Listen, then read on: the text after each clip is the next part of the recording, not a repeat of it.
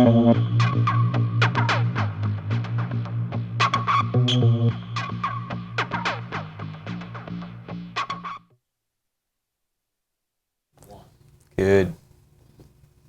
Hello. My name's Todd Straw. I'm the Inside Sales Director here in Grant Cardone's office.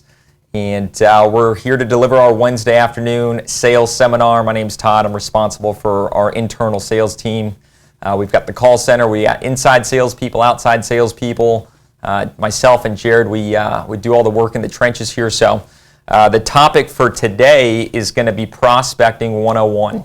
Everything to know about prospecting, everything you think you know that you might need to learn a little bit more, reminders, tips, some tricks.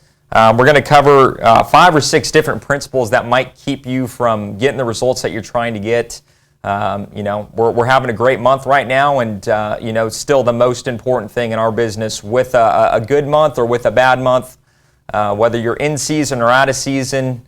The one thing that we just can't seem to get away from is just the need for more people, more prospects, more opportunities, more leads, more resources, more presentations, more demonstrations. And, I've been in sales for a while, and, there's just never been enough people in the pipeline ever.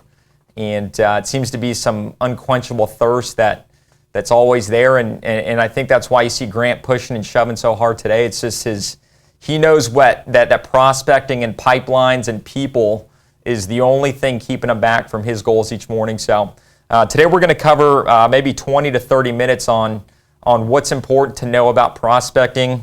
If you have notes, please take notes. If you think you know everything, this is going to be great for you. It just might be a reminder about things that you already know that you might not be doing or executing.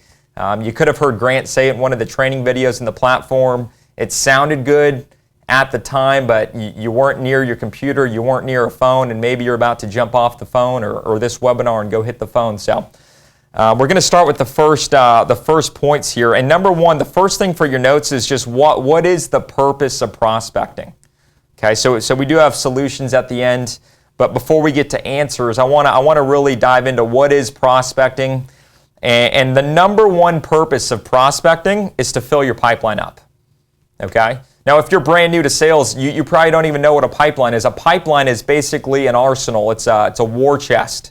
It's a bank account of customers that are pending. It's pending deals. It's customers that you could call on. It's a deal that you're working. It's somebody that you're talking to. That's a pipeline. A pipeline is a funnel of a lot of people, a lot of opportunities at the top, and then it sort of trickles down to the point where somebody at the end either buys from you, they say yes to something that you're trying to persuade them to do. So the purpose of prospecting is that you get this gigantic funnel of things working at the top, so you get more deals at the bottom. Whether it's you're single and you're just trying to close a deal and get the girl of your dreams, or you're selling knives, or you're selling furniture, you're moving vehicles, you're selling websites or products or service. There's somebody that needs to say yes at the bottom, and the purpose of prospecting is to get this gigantic flow of opportunities. Okay, that's the number one reason. Okay, and a couple of reasons why you would even want to do this. Number one is you're going to create your own economy. Okay, people with empty pipelines, they're getting government checks. People with empty pipelines are extremely disappointed. People with empty pipelines are not in sales, or they're on their way out of sales because they just don't know how to get a lot of things working. Okay? Create your own economy with a pipeline. Okay? Manufacture your own freedom. Today is Veterans Day, so I kind of threw this one in here. Okay, if you want to create your own freedom, because I know if you didn't serve in the military, Grant says this, he said this once, and it really struck a nerve with me. If you didn't serve in the military, you have an obligation to create your own freedom, and the military did that for us already by going out there and protecting our freedom. But for your financial freedom, you got to fill up the pipeline. You need to get great at prospecting, and if you're not in control of your destiny financially, if you're worried about the dollars in the bank, if it's never enough, if it's too much month and not enough money, it's because pipelines and prospecting is something that maybe you haven't put that much attention on. Okay? Second point for your notes is that today you guys you're in the people business. I know this Cardone University event, and Cardone University for us means You could be knocking doors today. It means that you could be cold calling. You could be, walking into businesses cold. You could be cold calling ranchers, and we've got clients that sell shots to ranchers, and they got a cold call on a farmer, and there's people out there, cold calling on doctors. But you're not in the furniture business. Okay, you're not in the alarm selling business. You're not selling solar. Okay, you're in the people business. No matter what company you work for, every single company needs people and it needs revenue. Okay, so you're in the people business. Okay, people equal revenue. Okay, people equals revenue. If you don't have enough people, you're not going to end up with the revenue that you need. You get paid a commission on the revenue, and if you don't have people, you don't have freedom. Okay, rule number 3. Okay, prospecting needs to become the number one thing in your calendar each day. You need to be losing sleep at night because your pipeline's not enough. Okay, you need to have nightmares about your pipeline if it's not 1,000 times bigger than what it is today. Okay, if you don't have this anxiety 24/7 about your pipeline, it's never going to get big enough. Okay, and you need everybody in your family. You need your family, your friends, everybody that you know needs to be in on this. What I mean by that is, are your kids passing out business cards at school? Does your mom tell everybody, when she brags about you, does she tell everybody that you're selling alarms? And if you need an alarm, talk to my son. Is your mom texting your name and your number to all of her friends because they could be a client of yours? Are your family, is your girlfriend, is your wife, is your spouse, do they share posts about you and contests and things about you and your job? Is everybody on board, or are you just a one-man show? Okay? You need to sell. You need to do some selling, okay? And you got to recruit some people to help you out. Okay? Point number 4, appointments and disappointments. Okay? I remember when I started selling, I was 17 years old, got a job selling knives, and the first person that I told about that, he said, sales, I could never do that. He's like, why? And he was working at a juice place making smoothies. He was making $7 an hour, and I made a couple $100 my first weekend selling on commission. And his response was, I could never do sales, because really what he meant is, I can't handle all that rejection. Okay? If you've ever experienced this inflow of rejection, it's because your calendar's wide open. It's because you don't have anything going on. It's because everybody that you talk to says no, and you're not getting momentum. Okay? Appointments and disappointments, they've got something in common. If you don't have appointments, you will be disappointed. The way to eliminate disappointments forever is you got to have a full pipeline. Okay? You need appointments. You need customers back to back to back. You need to have double bookings and triple bookings. You need somebody to cancel, and you need to be like, thank God they canceled, because there's no way that I could have seen 3 customers at 2 o'clock. Okay? An appointment canceling needs to create a relief for you. Okay? If somebody cancels on you and you're like, man, this sucks, and if you get all negative, it's because your pipeline's empty. Okay? That's a good symptom. Somebody cancels, it wrecks your day, that means you don't have enough working. Okay? It's impossible to be depressed with a full pipeline. Okay? You're single, fill up your pipeline. You're in sales, fill up your pipeline. Okay? Let's jump into some solutions here. Let's talk about what we can do today to make sure that we blow up this pipeline, add to your arsenal, right? For your exercises right now, I want you guys to come up with the list. So hopefully you're writing this down. I want you to jot down 5 sources right now. Okay? 5 sources where you get your current opportunities from. Okay? Where do your leads come from? Okay? The person you called on yesterday, the last deal that you did, where was the source?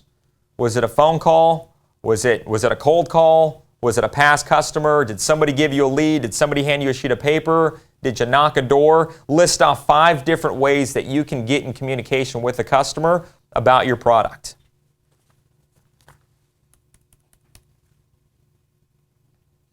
Okay. For us, it's leads. It's somebody hit the website, filled out a form. That's one. Another thing is somebody bought a book from our online store. We make a follow-up call on that. That's source number 2. It could be somebody calls into the office and they say, hey, I saw a YouTube video. That's 3. It could be a cold call. We did a Google search and we said alarm companies in Texas, and boom, that lead came up. So that's 4. It could be social media, targeted Facebook ads. That could be 5. Okay, so if you have your list of 5 right now, here's the question for you. Okay, here's the question. Did you cause that lead to arrive into the business? Did you cause it? Or did somebody say, here you go, call that person? Okay, which one of those 5 did you cause? And which one did the company provide? Okay, put me or the company next to each source. Cold call, I did that. Inbound lead, websites, advertising, company provides that. Okay, and if you don't have at least 5 sources that you caused, your pipeline is probably not where it needs to be. Okay, 5 sources, okay? You need to be able to pick the clients that you do business with. If you're not choosing the clients that you do business with, the pipeline's empty. Okay, if all the deals that you get are company generated, the customer chose you, right? That would probably make you an order taker.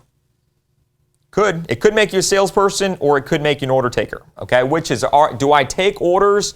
Do I answer questions and write up orders? And that probably happens if every opportunity is an inbound lead. Okay, that doesn't mean you're a prospector. It means I'm really good at receiving things that are given to me. Okay, this could be a reality check for some of you guys. Some of you guys might not be feeling good right now. If you don't feel good, I'm sorry. Okay, but you need to figure out where you're at. Okay, and if you've got at least 5 of these, you're probably a really great salesperson. You're probably a go-getter, and you're probably out there doing cold calls 24/7, 7 days a week. Okay, you need to pick your own customers. Okay, I want you to write this list down. Okay, cause and effect. Okay, make a T-chart right now. Okay, you've got cause on the left, and you've got the effect on the right. If you're not picking your clients, you're basically the effect of a customer. You're the effect of a lead that came in. Cause is, hey, I'm picking who is going to be my next customer, versus, ooh, that lead just came in. I've never seen their name. I don't know who they are. I'm going to pick up the phone. I'm going to receive the call, and hopefully they're cool. Okay? Effect. This is what happens when you become effect of everything that you do. Okay, write this list down. Here's a list of things that would probably be happening to you right now if you're in this status of effect. Okay, number 1 is you're not in control. Okay, number 2, you could be a victim. Okay, victim is everything happens to me. Everything's not your fault. Somebody did something to you. They've got this victim mentality of, poor me, I have the worst luck, I hate this, down and out. People that you probably don't like being around, they're just not in control. Okay, these people are also broke. Okay, they also have this uncertainty about them. They can't make a decision. Okay, they're inconsistent. Their sales report looks like this: 1 good month, 1 bad month, the highs, the lows. Right? You can't, as a manager, predict. If your manager can't predict what you're going to be selling next month, it might mean because you're at the effect category. Okay? You could be exhausted. You're probably tired. You probably go home at night and you're like, man, I feel like I was dragged around all day long. Okay? That'll probably cause you to be stressed out. Maybe you're having relationship issues because if you're at effect in the office, then you go home, you're tired, you're stressed out. Then you got to go home and talk to your spouse. Then you look at the bills, you look at the bank account, the bill's due next week. Somebody just bought something that you didn't know about, and you had a bad day at work. That could cause you to be stressed out. It could make you angry. Okay? Weak, not in control. These are all the things, these are the characteristics of things that are at the effective stuff. Okay? And all this has to do with prospecting. Okay? Are you in control? Do you cause prospects to do business with you, or are you the effect of somebody buying something from you? Okay? So that's the list of effects. Let's talk about what it's like to be at cause, okay? These are characteristics of people in cause or in control. Number one is they've got a lot of power, okay? That's number one, power. Number two, strong, okay? I think if I just run through this list, I think that's why people love Grant, because he's powerful, he's strong. I think people like Grant because they see how confident he is. He's got momentum, he's got income, he's consistent, he's in control, he's very predictable, he's got security, he's got stability, he's got immunity. He's like a titan. He's like this Greek mythology. He's like this god, right? It's because he's in control of what he's doing, okay? Am I going to be at cause from now on, or do I want to stay in effect, okay? Cause sounds pretty good to me. Okay, number 6, what does your day look like? Okay, is your schedule allowing you to prospect like you need to, right? If your calendar is not set up in a way where you can spend the majority of your day filling up the pipeline, you need to take a look at your schedule, okay? You need to spend 60 to 80% of your day showing up cold, handing out business cards. 60 to 80% needs to be the amount of time spent on getting out of obscurity, filling up the pipeline. Hi, my name's Todd. You don't know me, right? You need to be outflowing. 60 to 80% of your day needs to be, I'm getting things out. People that don't know me know me. I'm doing flyers. I'm making cold calls. I'm doing emails, follow-up calls, texting, selfie videos, Facebook posts, Instagram. Right? I'm plastering the town with me and my personal brand as a business owner. Okay? Because I don't want to be effect anymore. I'm at cause, so at cause means I need to cause my schedule to allow me to be in control of this. Okay? I need to control time. Okay? Your schedule is time. Time is money, right? Every minute to Grant, I mean, we see him all the time. If you waste 1 minute of his time, it's like the biggest sin that you could ever do to Grant, because time is so important, because he wants to control his time, he wants to control his schedule, because he needs to get out there and fill up his pipeline. So make sure your schedule allows for this 10x prospecting levels of activity. Okay? Time-sensitive tasks. Write this down. Time-sensitive means don't be doing things from 9 to 6 that you could be doing at midnight. Okay? Don't be researching people that you could call in the middle of the day because you should have done that at night. You should have done your homework at nighttime. You should have made a list from 6 p.m. to midnight. Instead, you're making a list in the middle of the day when you should be calling that person. Okay? So you need to be all in on this, because you need to be on the phones, 9 to 6 if you're, normal working hours, or if you're out there doing cold calls, it's almost unlimited when you could be out there knocking doors. Okay? Walking into businesses. Okay? Don't do things that you could do at midnight in the middle of the day. Okay? And just to wrap this up, you guys, I want to list off a couple of sort of rapid fire things, some thought joggers, some ideas, some places to think about. And your assignment for after this webinar, okay, the homework is to make a list of 150 brand new opportunities that you've never connected with. Hopefully you're sold on why prospecting is important, and hopefully you're sold on I need to be in charge of who's buying from me. Okay, and if you are, you're probably going to do this assignment. If you're not sold on it yet, I apologize. That's probably my fault. Maybe I need to get better at selling or closing or doing these webinars. But okay, the homework is 150, a fresh list, right? You're going to be doing this tonight after hours, and you're going to show up tomorrow, and you're going to beat the phone to death. You're going to beat the doors to death, and you're going to walk into more businesses on a Thursday than you have the entire last 2 weeks combined. Okay? Write these down. Here's a list of places that you could go to start adding to your list. Okay? Number 1, the best place is the dead lead pile. Okay? If you have a CRM, go to the unsold, the dead category, the unresponsive. Go back to 2014 through your emails and look at who you were talking to a year ago that never bought from you. Okay? Applications, it could be business cards. Go to the archives and go to the dead pile. The pile that if you're a new guy, maybe the All the new hires go to this place and they get all the leads that nobody's ever connected with. Okay? Go to the dead leads pile, the non-responsive. Okay? The next category is they saw your product, but they never bought from you. Okay? Go back a year, then go back 2 years, then go back 3 years. Hey, Mary, I don't know if you remember me. My name's Todd. 2 years ago, I showed you the Cutco knife, and for some reason, you didn't buy from me. It was probably my fault, not yours. I just wanted to call to see if there's any way I could come by tomorrow at 4 o'clock. I'm going to be in the area anyways. Is there any way I can make a quick stop by?